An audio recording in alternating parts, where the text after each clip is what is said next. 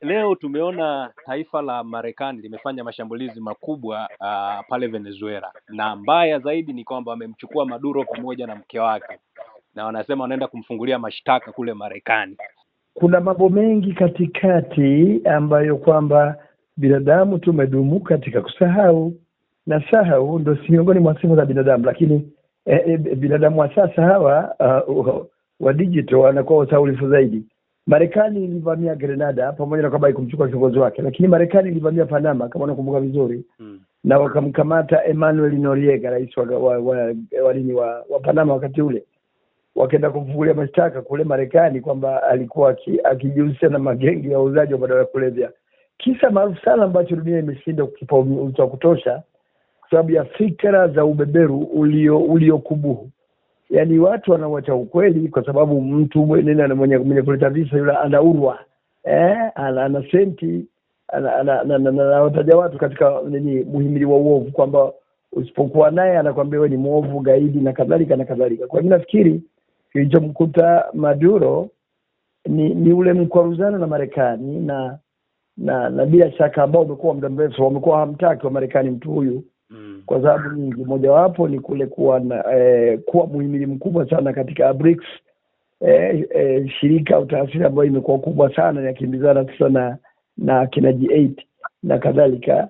Lakini ukitazama vizuri utaona jinsi utajiri wa mafuta wa Venezuela ulivyokuwa naitwa udenda Marekani, na inaonekana mafuta yale hayatumiki kwa faida Marekani, na kwa karibuni tu hapa wamekamata meli za Venezuela kustaifisha. Lakini pia wamekuwa kwa muda mrefu wameshindwa kupenyeza vibaraka kwenda kuitawala Venezuela kwa faida ya Washington. Nafikiri hilo jambo limewaudhi, lakini kubwa zaidi pengine kuliko yote ni Venezuela kwa Cuba ya pili. Baada ya miaka 60 Cuba kuwa jeuri sana ya Fidel dhidi ya Marekani, ikawa mwiba pembezoni mwa ubavu wa Marekani, imechukua nafasi hiyo sana Venezuela baada ya Fidel na baadaye Raul kuondoka madarakani. Kwa hiyo nafikiri kwamba Fidel kufariki, nafikiri ndio mgogoro mkubwa anaoona sasa hivi. Anaogopa Urusi kwamba Venezuela amekuwa ni mtu wa Urusi zaidi. Na ukiangalia zaidi utaona mataifa yalikuwa karibu na Urusi kwa kumbukumbu, na mkumbuka Salvador Allende wa Chile. Angalia jinsi alivyoondolewa, angalia utawala wa Sandinista ulivyotiwa msukosuko kule Nicaragua, angalia jinsi watawala wa Brazil na hata Argentina wakati ule wa General Agostino Pinochet ulivyotiwa tabu sana na Waingereza. Wakati ule wa Argentina wanadai kwa Malvinas ni kisiwa chao, lakini nia ilikuwa ni kuhakikisha kwamba wanaondoka madarakani watu wasiokubaliana na siasa za watu wa Ulaya na Marekani. Kwa hiyo nafikiri ile ikiitwa vita baridi zamani, nafikiri imerejea upya sasa hivi, imekuja ikiwa vita vuguvugu. Kwa hiyo mimi nafikiri kwamba hilo ni jambo linaendelea, ni mashindano kati ya Urusi na China dhidi ya Marekani, au BRICS dhidi ya G8 na kadhalika na kadhalika. Lakini kwa ujumla ni jambo la aibu sana, la aibu mno. Na Marekani waliweza kuvamia Grenada au kumchukua mtu walimkosa, lakini wakaivamia Panama, wakamchukua Emmanuel Noriega, wakamua Salvador Allende, wamepindua viongozi wengi sana katika eneo hilo, wamepiga mikwara sana. Mexico vile vile imo katika orodha, pengine next inaweza kuwa ni Mexico. Kwa hiyo mimi nafikiri kwamba kinachofanyika, hata viongozi wa Peru wako mashakani.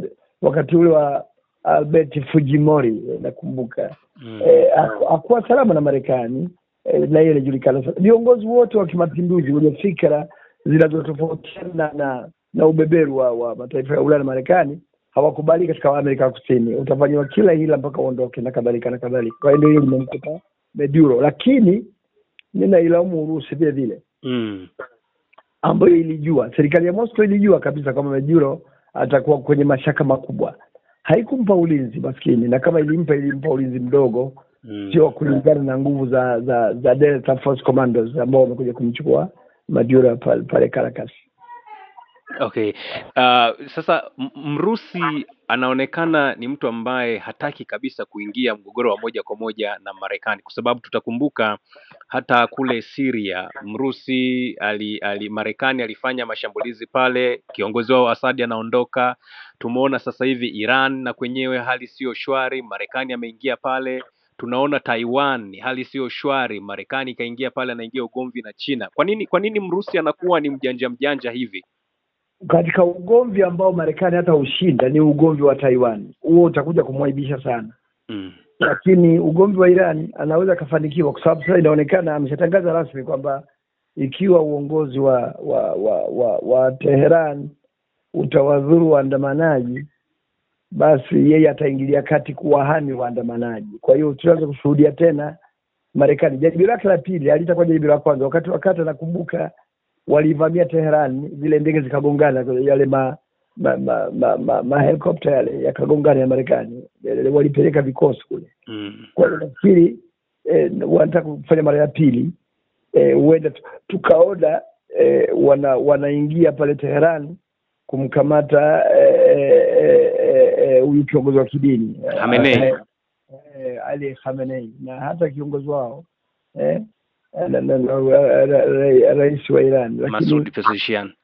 Masoud anaweza kuwa kwenye shida, lakini kwa hali ya sasa Marekani nashangaa simuelewi katika hili, kwa sababu tumeona hata Libya alishindwa kuingilia vita ile wakati anajua kabisa kwamba Gaddafi alikuwa kwenye uhasama mkubwa na mataifa ya Ulaya na ndio alimuondoa. Hiyo ni jambo ambalo linaweza likamfanya Urusi akakosa tena ushawishi ule ambao amekuwa nao, kwa sababu hanyoshi misuli kwa watu wake. Marekani anafanya mashambulizi haya pale Venezuela, wakati tukiona Mrusi pamoja na Mchina wana maslahi yao pale. Mchina anahitaji mafuta pale, Mrusi na mwenyewe anataka kutengeneza ushawishi pale. Pengine tutarajie, pamoja na kwamba unasema una mashaka, tutarajie lolote linaweza likatokea, pengine Warusi kuilinda Venezuela, au kwa sababu Nicolas Maduro alikuwa yupo mlengo wa kushoto ambao wa Marekani hawautaki kabisa, au watamtelekeza hivyo hivyo? Nafikiri watachukua hatua, siwezi kusema kama watatelekeza, no. Nafikiri kwa Maduro watachukua hatua na hatua za kidiplomasia na nyingine nyingi, kwa sababu hata Warusi wanaweza kuvamia baadhi ya mataifa ambayo yamekamatwa na Wamarekani. Kimsingi na tunaona kule Ukraine the same, na tunaweza kuona maeneo mengine, lakini hii inaweza kuongeza vita na ukali wa vita kwa serikali ya Moscow kupiga miji mingi sana ya Ukraine. Lakini tunaweza kuona pengine Israeli anaingia kwenye mgogoro mkubwa sana na Iran kwa sasa. Tunaweza kuliona wa Houthi wakipewa nguvu kubwa sana kule Yemen kukabiliana na watu, lakini tunaweza tukaona vile vile vikundi vingine vya kijihadi vikipata nguvu zaidi kama vilivyopata nguvu wakati wa mapinduzi, vuguvugu la mapinduzi kule Afghanistan na kadhalika. Tunaweza kuona kabisa mambo haya yanatokea, na tunaweza kuona makundi makubwa ya wanamgambo kama ilivyokuwa kule Lebanoni, makundi yale ya Druze na wenzake yakitimka, na utaweza kuona utekaji mpya wa Palestine, ule ugaidi ukizuka tena kwa mara nyingine kwa msaada mkubwa sana wa Urusi, kwa sababu ugaidi sasa unaonekana yaani wa Marekani wanatengeneza ugaidi wao wa design yao ambao unaonekana kama ugaidi halali zaidi pengine kule uliko unaendeshwa na kina Mukabara, kina Mohamed Budia wale, akina Carlos Sanchez Lopez Carlos. Kwa hiyo nafikiri mambo yanaweza kutokea haya, tunaweza kuona mambo mengi mabaya yakitokea kama tunavyoona pengine baada ya hapo, kama Urusi atachukua hatua, tunataraji kuona ikivamiwa nchi ya Burkina Faso, pengine Guinea, Mali, Niger na kadhalika, nchi ambazo zimechukua upande katika mapambano dhidi ya ubeberu wa Kimarekani na mataifa magharibi. Hamdun, kwa kuhitimisha, nini hatima ya Venezuela? Kuna uwezekano mkubwa sana Nicolas Maduro alikuwa hajaandaa kukabiliana na Marekani, kwa sababu tunakumbuka juzi hapa alitoa tamko kwamba yeye anachotamani ni amani, na akasema yuko tayari kukutana na rais wa Marekani Trump sana wakati wowote, eneo lolote. Kabla hawajakutana ameshambuliwa. Tunaiona Venezuela ikiwa ni taifa ambalo litatumbukia kwenye umaskini wa kupindukia, au tunamuona yule mwanamama Machando kubwa, kwa sababu wapiganaji wa jeshi la Venezuela na makundi yanamuunga mkono Maduro, na haswa wale watu wa vijijini, na hizi nchi zinajulikana kwamba zinaweza wabeba silaha, zitaitia Marekani katika mgogoro mkubwa sana.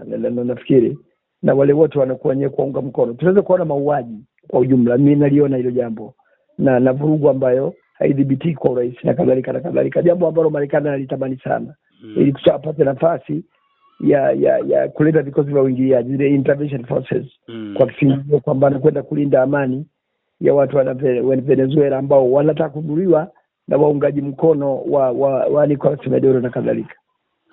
Utawala wa Marekani unarudi kwenye nguvu yake ilivyokuwa awali, alisema Trump wakati wa ugombea uongozi, kama unakumbuka, akisema kwamba I want to make America great again. That's America, that's the greatness of America. Ndio tunataka kushuhudia kwa sasa. Nashukuru sana Hamdun, ngoje tumtazame Mrusi tuone nini atakachokizungumza katika hili. Sijui, lakini kwa ujumla mimi nasubiri taarifa ya watu wa Pravda, bila shaka wale wa Urusi, Beijing watatoa tamko na baadhi ya mataifa mengine, lakini dunia kwa mara ya kwanza inaweza kupita. This is obvious. Sijui kama vitendo hivi vinaweza kuvumilika tena kwa sasa.